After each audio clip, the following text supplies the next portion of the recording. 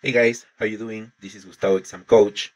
Following up our series of videos about sentences and clauses in written English, I want to introduce today the concept of subordinator. We saw in a recent video that there are some clauses in English that can stand alone as complete sentences.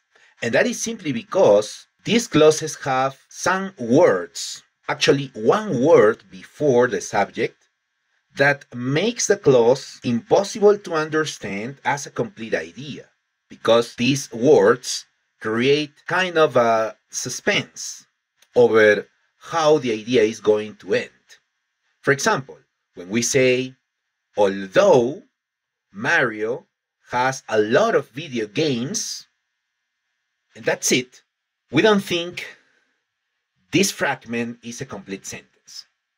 The fact that we see although at the beginning prompts us to expect some kind of contrasting idea afterwards.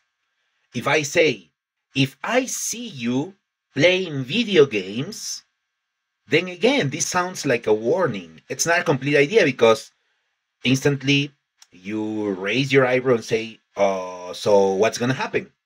Yes, the if before the subject actually compels some kind of consequence for what I said initially. So these are fragments.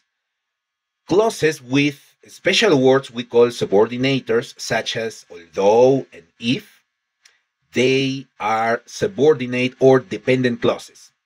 As soon as we put together another clause, an independent clause this time, to a subordinate clause, the combination of these two becomes a complete sentence.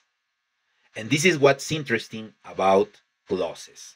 The way we combine independent clauses, or so-called main clauses, and subordinate or dependent clauses determines the three types of written English sentences.